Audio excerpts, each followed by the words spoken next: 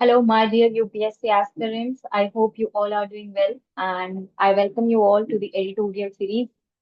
It's 13th of August today, and we will be discussing editorials on different topics, जैसे कि अभी organ transplantation को लेके कुछ गाइडलाइंस आई हैं, तो उसको हम डिस्कस करेंगे। साथ में सुप्रीम कोर्ट का एक ऑर्डर है जिससे जो कि काफी ज्यादा लोगों को अफेक्ट कर रहा है, स्पेशली डॉग्स को अफेक्ट कर रहा है। सो स्ट्रे डॉग्स के रिगार्डिंग सुप्रीम कोर्ट का एक ऑर्डर आया है कि नेशनल कैपिटल टेरिटरी में डॉग्स को हटाया जाए, ठीक है, नॉर्मल रोड्स वगैरह से, और उनको प्रॉपर शेल्टर दिया जाए। तो इसके रिगार्डिंग काफी ज्यादा रेज हो रही है। सो सबसे पहले हम ऑर्गन ट्रांसप्लांटेशन के ऊपर डिस्कस करेंगे। In this editorial series, we discuss the editorials through a question answer format ताकि आपकी current affairs writing practice भी हो जाए. So the students who are under my mentorship program, I would advise all of you कि आप इसमें से एक question daily practice कीजिए, and then later on we can discuss it in the session as well. So the first editorial, this is from The Hindu, ठीक है। तो यहाँ पर बेसिकली क्या बात हो रही है, justice and equality in organ donation. So यहाँ पर अभी क्या हुआ है कि जो national organ and tissue transplant organisation है, उसने एक रिसेंटली एक एडवाइजरी निकाली है, एंड इट इज सेइंग कि जो विमेन है और जो नियर रिलेटिव्स होते हैं डिसीज डोनर्स के, ठीक है, जिनको ट्रांसप्लांट चाहिए, इनको प्रायोरिटी देंगे हम as beneficiary. So why is this being done, क्योंकि यहाँ पर देखा गया कि जो विमेन है वो काफी ज्यादा ऑर्गन डोनेट कर रही है, लेकिन अगर किसी विमेन को ऑर्गन की नीड है, okay, if she is a beneficiary, तो उसको उस टाइम पे वो ऑर्गन नहीं मिल पा रहे, तो एक तो ये जेंडर गैप ब्रिज करने की। दूसरी बात, रिलेटिव्स ऑफ डिसीज डोनर, तो यहाँ पर ये बताया जा रहा है जैसे कि अगर कोई इंसान है उसने ऑर्गन डोनेट किया, तो उसके जो रिलेटिव्स हैं उनको कहीं ना कहीं प्रायोरिटी मिलनी चाहिए in organ donation. So this is the entire gist of this editorial. अब इसको हम डिस्कस कर लेते हैं। सो फर्स्ट ऑफ ऑल, जैसे कि यहाँ पर let us try to decode the question. Okay, तो simultaneously I'm also trying to teach you answer writing over here. अगर आप कंटिन्यूसली इस सीरीज से जुड़े रहेंगे, इसको कंटिन्यूसली देखते रहेंगे, तो आपको डेफिनेटली सिग्निफिकेंट इंप्रूवमेंट अपने आंसर राइटिंग में मिल जाएगा। लेकिन अगर आप ऐसे करेंगे कि आज एक वीडियो देख ली, फिर नेक्स्ट वीक एक वीडियो देख ली, तो आप कुछ क्या कहते हैं, प्रोडक्टिविटी इससे उतनी ज्यादा आप नहीं हार्नेस कर पाएंगे। तो यू शुड बी कंसिस्टेंट, क्योंकि डेली बेसिस पे ही मैं इसमें कुछ ना कुछ चीजें बताऊंगी जो आपको बेनिफिट देंगी। Justice and equality in organ transplantation, जो अभी ये रिसेंट एडवाइजरी है, we need to examine the implications, prioritising women patients and relatives of deceased donors. So basically जो इंट्रोडक्शन होता है, जनरली मैंने आपको क्या बताया, इंट्रोडक्शन लिखने के डिफरेंट तरीके होते हैं। जैसे कि क्या कर सकते हो आप यहाँ पे, डिफाइन कर सकते हो, ओके, आप कोट लिख सकते हो, आप कोई स्टैट्स लिख सकते हो, या फिर आप कोई रीसेंट इंसिडेंट लिख सकते हैं। तो अभी यहाँ पर रीसेंट इशू क्या है, जैसे कि ये नोटो ने जो एडवाइजरी दी है कि प्रायोरिटाइज करेंगे विमेन पेशेंट्स को and relatives of deceased donors etcetera. Basically इसका एम क्या है कि लॉन्ग स्टैंडिंग जेंडर इम्बैलेंस जो है ऑर्गन ट्रांसप्लांट बेनिफिशियरीज में, and this also aligns with the principle of natural justice and inclusivity. Background इसका यही है, जो कि डिफरेंट डिफरेंट डेटा से दिखाया गया है कि 63% जो वुमेन है वो ऑर्गन डोनर ट्रांसप्लांट है, ओके, बट अगर हम देखें तो वहीं उन्हें सिर्फ 24%, अगर देखें तो हार्ट, 47% लंग। तो ये रेशियो बहुत कम है, 63% वो डोनेट कर रही है, लेकिन उन्हें अगर किसी विमेन को ऑर्गन की नीड है तो वो नहीं मिल पा रहा है। ब्रिटिश मेडिकल जर्नल एनालिसिस में भी बताया गया कि 56,000, अप्रोक्सीमेटली 56,000 ऑर्गन डोनेशन में विमेन 36,000 डोनेट कर रही हैं, लेकिन इन टर्न उनको सिर्फ 17,000 मिल रहे हैं। सो क्लियर जेंडर ये होता ही है, ठीक है, कहीं पर अगर मे बी मेल्स को ज्यादा जरूरत हो, मेल्स को जरूरत है, तो उनको ज्यादा प्रायोरिटाइज किया जाता है in comparison to the women. So यहाँ पर अगर हम देखें डिफरेंट डिफरेंट डायमेंशंस, तो ये जो गाइडलाइन है, दिस इंश्योर्स की नेचुरल जस्टिस हो, पेट्रियार्कल नॉर्म्स को ब्रेक होंगे, इससे सब्सटेंसिव इक्वालिटी आएगी। देन लीगल डायमेंशन में यहाँ पर अगर हम देखें तो कौन सी बॉडी है जो इसको गवर्न करते हैं, so we have the transplantation of human organs act, जो कि इन सब चीजों से डील करती है, ऑर्गन ट्रांसप्लांटेशन को गवर्न करती है। देन जो अभी हाल फिलहाल जो रूल्स थे, ओके, उनमें प्रॉपर प्रोविजंस नहीं थे विमेन और near relatives of previous donors etcetera. So इससे again it is trying to break the gender norms. Social dimension में अगेन विमेन काफी ज्यादा प्रेशराइज फील करती थी into donating organs within family.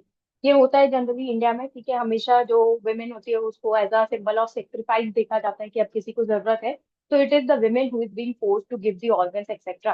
Limited access रहता है साथ में विमेन के लिए। कई बार क्या होता है, कुछ वुमेन है मे बी वो इतनी एजुकेटेड नहीं है, इतनी फाइनेंशियली उनके पास फाइनेंशियल कंस्ट्रेंट्स है, डिफरेंट डिफरेंट चीजें हो सकती है, लेकिन इन गाइडलाइन से अब ये जो जेंडर इनइक्विटी है इसको एड्रेस किया जाएगा। डीप रूटेड कल्चरल बायसेस भी होते हैं हेल्थ केयर एक्सेस में।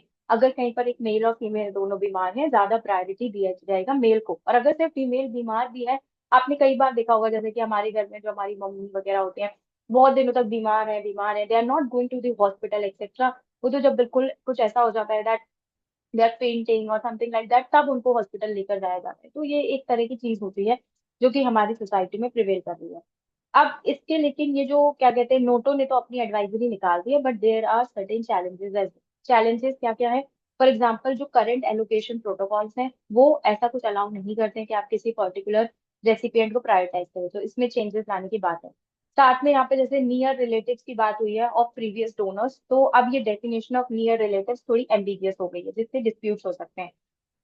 अब यहाँ पर क्या हुआ कि क्योंकि आपने जैसे पहले आपने क्या बोल दिया कि पहले विमेन और नियर रिलेटिव्स को प्रायोरिटी मिलेगी, तो out of turn allotment misuse हो सकता है इसका। सो साथ में अगर हम देखें, इंडिया में हमेशा कुछ ना कुछ लोग लूपहोल्स ढूंढ ही लेते हैं, ऑर्गन ट्रैफिकिंग रैकेट्स चल रहे हैं, तो इस तरह की चीजें और ज्यादा बढ़ जाएंगी due to this prioritisation. Public health और इम्प्लीमेंटेशन कंसर्न्स, जैसे कि एक ट्रांसपेरेंट और पार्टिसिपेटरी प्रोसेस की हमको जरूरत है। Limited supply of organs means prioritisation must be carefully balanced.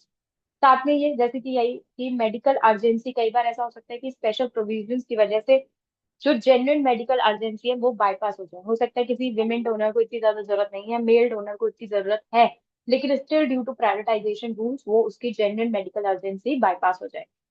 अब इसके लिए क्या कर सकते हैं कि स्टेक होल्डर्स के साथ कंसल्ट करो कि कैसे ये जो रूल्स हैं इनको प्रॉपरली बैलेंस्ड मैनर में इम्प्लीमेंट कर सकते हैं। Public confidence awareness campaigns etcetera ये सब हम करेंगे, प्रॉपर ऑडिटिंग हो। सो इसके बाद जो दूसरा एडिटोरियल है ये स्ट्रेट ऑफ है, but one more editorial I have brought on organ transplantation, ताकि आपका ये टॉपिक पूरा होलिस्टिकली कवर हो जाए। तो पहले हम एक ऑर्गन ट्रांसप्लांटेशन पे ही टॉपिक डिस्कस करेंगे and then we will discuss about the trade off. तो यहाँ पर इस एडिटोरियल में बेसिकली बात हो रही है कि जैसे कि आप देखोगे अपने इंडिया में ऐसे आपने नहीं देखा होगा कि बहुत लोग ऐसे कर रहे हैं कि हाँ हम ऑर्गन डोनेट करेंगे अपनी डेथ के बाद। तो उसके अराउंड क्या क्या मिथ्स हैं, क्यों ऑर्गन डोनेशन मतलब इतना ज्यादा लोग नहीं कर रहे, बल्कि it is a charitable thing है ना, तो ये तो करना ही चाहिए कि आपकी अगर डेथ हो जाए या कुछ भी, और उस केस में आपका ऑर्गन किसी और के काम आ जाए, इससे अच्छा काम क्या हो सकता है? वैसे भी वो ऑर्गन आपके यूज का तो है नहीं फिर। तो ऑर्गन ट्रांसप्लांटेशन यहाँ पे बात हो रही है कि पहले क्वेश्चन पढ़ लेते हैं एक बार। Clearing myths and recognizing organ donation as a lifeline is critical to bridging India's transplant gap। तो ये इट इज टॉकिंग अबाउट कि जो भी मिथ्स हैं ऑर्गन डोनेशन के अराउंड कि लोग क्यों नहीं करते हैं, उनको क्लियर करना एक बहुत क्रिटिकल चीज है, ताकि जो हमारे ट्रांसप्लांट गैप है, इतनी देर से जो हम पढ़ रहे थे कि इतनी ज्यादा ऑर्गन डोनेशन भी नहीं है, ऑर्गन रैकेटिंग हो रही है, तो अगर हम वो मिथ्स को कर देना तो सबको अच्छे से ऑर्गन्स वगैरह मिल सकते हैं। तो काफी मॉडर्न मेडिसिन है ये, ठीक है, बहुत ही अच्छी चीज है कि जैसे किसी और की किडनी किसी और के में लगा सकते हैं हम, और वो इंसान को लाइफ मिल जाए उस वजह से। टर्मिनल ऑर्गन फेलियर एक्सेट्रा इन सब के लिए बेस्ट ट्रीटमेंट है। लेकिन इंडिया में ऑलरेडी ऑल्दो हमने काफी इंक्रीज देखा है ट्रांसप्लांट नंबर्स में, but over half a million lives are lost every year due to lack of suitable donor organs. Okay, so this is a fact जो आप याद कर सकते हैं। इंडियन ऑर्गन डोनेशन रेट सिर्फ 0.8 पर मिलियन पॉपुलेशन है, far below than Spain USA etcetera जहाँ पे 45 पर मिलियन है। तो बहुत ही कम जो ऑर्गन डोनेशन रेट है वो है हमारी कंट्री में, इसको आप याद कर सकते हैं। So this is some of the data. Cadaveric donors होते हैं जिनकी ब्रेन डेथ हो गई, ओके, तो वो उन्हें हम कैडावेरिक डोनर्स बोलते हैं। और ऑर्गन अगर प्रॉपर ऑर्गन हमें अवेलेबल हो जाए, ठीक है, जो भी डिसीज पर्सन है, तो डेथ काफी ज्यादा अवॉइड की जा सकती है। अब यहाँ पर इश्यूज क्या क्या है, तो एक तो ये है कि लाइक फैमिली जो भी होती है, डियर लाइक जिस पर्सन की डेथ हो गई थी उसकी फैमिली जो होती है उसे लगता है कि इससे बहुत ज्यादा बॉडी डिसफिगरमेंट हो जाएगी। फिर हमारे यहाँ जिस तरह के जो भी रिलीजियस कंसर्न्स होते हैं, जैसे कि हमारे यहाँ क्रिमेट करना होता है बॉडी को, तो उसके अराउंड फिर लोग ऑर्गन डोनेशन अलाउ नहीं करते हैं। एक कंसर्न ये भी रहता है, लोगों को लगता है कि अगर हमने ऐसा बोल दिया कि हाँ हमें अपने ऑर्गन डोनेट करने हैं, तो उस वजह से ऐसा हो सकता है कि हमारी प्री मेच्योर डिक्लेरेशन कर दो कि हाँ हम तो मर गए हैं, ओके, क्योंकि आजकल हमें देखने को मिलता है कि मेडिकल एथिक्स भी इतने कुछ रह नहीं गए हैं। जैसे कि आपने एक मूवी में देखा होगा गब्बर, ओके, तो काफी जगह हमें देखने को मिल रहा है मेडिकल एथिक्स इतने ज्यादा नहीं है, आप may be pre mature declaration of death हो जाए। Again this is being govern by, ये तो हमने पढ़ ही लिया था कि ऑर्गन डोनेशन कौन गवर्न करता है कंट्री में। एलिजिबिलिटी के अराउंड भी मिथ्स हैं, जैसे कि काफी लोगों को लगता है कि सिर्फ यंग एक्सीडेंट विक्टिम्स ही डोनेट कर सकते हैं, बट ऐसा नहीं है। Kidney, liver segment, lungs, cornea etcetera, ये like old elderly person, natural dead donors, ये वाले ऑर्गन्स वो लोग भी डोनेट कर सकते हैं। और कई बार जैसे टिश्यूज वगैरह भी काफी ज्यादा हेल्पफुल हो सकते हैं इन सेविंग लाइफ।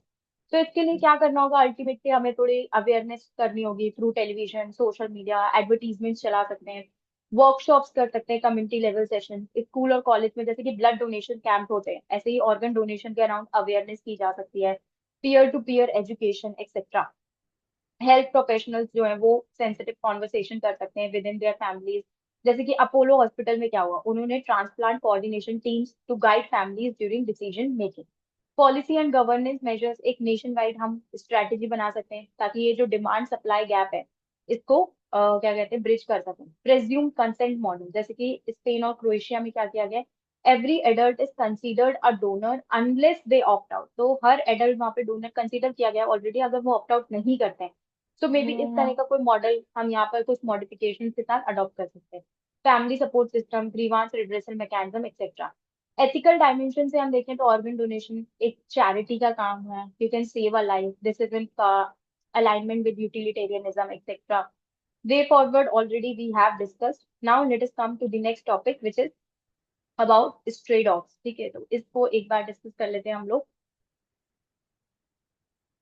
इंडिया की जो स्ट्रे डॉग क्राइसिस है, एक बैलेंस्ड अप्रोच चाहिए। तो बेसिकली आप देखते होंगे कि लाइक स्ट्रे डॉग्स काफी ज्यादा लोगों को इमोशनल भी रहता है, इमोशनल टच रहता है, कई लोग जैसे उनको दूध रखते हैं, रोटी खिलाते हैं एक्सेट्रा, दैट्स फाइन। लेकिन कहीं ना कहीं अगर हम देखें तो ये जो स्ट्रे डॉग्स हैं वो हमारे लिए काफी हार्मफुल भी होते हैं। समटाइम्स लाइक उनको कुछ ना कुछ डिसीज होता है एक्सेट्रा, तो वो बिना बात के आपको may be they can bite you और समथिंग, इसीलिए ये सुप्रीम कोर्ट ने ये डायरेक्शन निकाले। सो सुप्रीम कोर्ट ने रिसेंटली सिविक एजेंसीज को डायरेक्ट किया है कि स्ट्रे डॉग्स को आप राउंड अप कीजिए नेशनल कैपिटल रीजन में और उनको शेल्टर्स में आप शिफ्ट करो विद इन 8 वीक्स। ये इसीलिए हुआ है क्योंकि राइजिंग डॉग बाइट केसेस हमको देखने को मिले हैं। This happened with me in Delhi as well, मेरे को भी एक बार डॉग बाइट हो गया था, I was just going and a dog had bited me. तो इसलिए इस rising cases, dog bite cases की वजह से ये लेकर आए। इंटीग्रेटेड अगर हम डेटा देखें तो डिजीज सर्वेलेंस प्रोग्राम ये दिखा रहा है 15 million annual bite incidents, okay 70% ज्यादा हो गए 2 सालों में। तो पब्लिक सेफ्टी कोर्ट का मेजर कंसर्न तो यही है, लेकिन स्टेट की कैपेसिटी नहीं है इस तरह के मेजर्स। और साथ में जैसे इंस्टा वगैरह पे आप लोग देख रहे होंगे काफी ज्यादा लोगों को इमोशनली अटैच करते हैं लोग स्ट्रे डॉग से। So that is the concern. Background तो यही है कि डॉग बाइट सर्च है, पॉलिसी इंटेंट यही है कि डॉग को रिलोकेट करो, आप शेल्टर दो। और गवर्नेंस चैलेंज हमेशा रहेगा, जब भी सुप्रीम कोर्ट कोई जजमेंट देता है उसमें हमेशा एक गवर्नेंस चैलेंज होता है। हमेशा यही कहा जाता है कि आपको तो बस एक जजमेंट सुनाना है, बट एग्जीक्यूट जो है वो बॉडीज को करना है, और जो कि एक टफ टास्क हो जाता है। तो एक तरह से आप इसे जुडिशियल एक्टिविज्म का भी एक एग्जाम्पल है। गवर्नेंस पॉलिसी फेलियर है, कोई डॉग सेंसस नहीं हुआ है सिंस 2009 पूरा। अगर आप प्रॉपर स्टरलाइजेशन वैक्सीनेशन कर दो तो भी ठीक है, अभी तो ये डॉग स्टरलाइज नहीं है, अगर डॉग बाइट हो जाए तो maybe there are high chances कि उस पर्सन को रेबीज या कुछ हो जाए। ओके, ऑल्दो वैक्सीनेशन फिर उस पर्टिकुलर पर्सन को वैक्सीनेट होना पड़ेगा, that is there, but there are certain concerns as well. फिर कोर्ट ने काफी बार प्रीवियसली भी डायरेक्टिव्स दिए हैं कि प्रॉपर डॉग मैनेजमेंट करो, लेकिन इससे कोई प्रॉपरली कंप्लायंस देखने को नहीं मिल रहा है। कैपेसिटी कंस्ट्रेंट्स हैं क्योंकि शेल्टर्स ही नहीं है, 4,000 5,000 कैपेसिटी है शेल्टर्स की, बेसिक इंफ्रास्ट्रक्चर नहीं है। हाई कॉस्ट बता रहे इसकी कि 100 करोड़ रुपए एनुअली लगेंगे हमें to shelter 25% of stray. Sterilisation cost 2,000 से 3,000 है पर डॉग। तो एक ऐसी कंट्री जहां पर लोगों की बेसिक नीड्स पूरी नहीं हो पाई है, वहां पे स्ट्रे डॉग्स मैनेज करना is a big task. Operational issues हैं, प्रॉपर स्टाफ ही नहीं है, ट्रेन पर्सनल नहीं है, वेटनरी फैसिलिटीज नहीं है।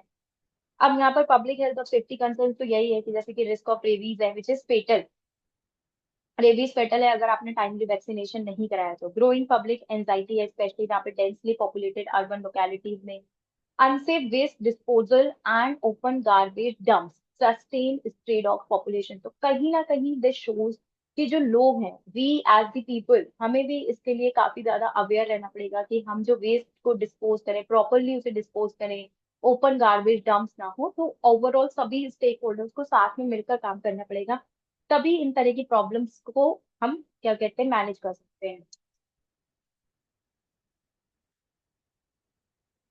ओके, देन यहाँ पर जैसे कि ये मैंने आपको बताया, judicial activism versus administrative reality. तो जुडिशरी ने तो अपना बोल दिया, लेकिन इसको प्रॉपरली किया कैसे जाएगा, that is a big concern for the administration. Sustainable solution ये हो सकते हैं कि स्टरलाइजेशन करें, एनिमल बर्थ कंट्रोल प्रोग्राम्स को स्केल अप करें, community based adoption and feeding regulation, waste management reform, training and awareness. Proper data हो आपके पास, कॉम्प्रिहेंसिव डॉग सेंसस हो, ताकि आप प्रॉपरली प्लान कर सकें, पॉलिसी बना सकें। CSR, एनजीओ, इन सबको हम लीवरेज कर सकते हैं। फेज वाइज रीलोकेशन करें या स्टरलाइजेशन करें, और क्लियर गाइडलाइंस हो। So this is something that we can do in this direction. I hope you all like this video, and thank you for watching this.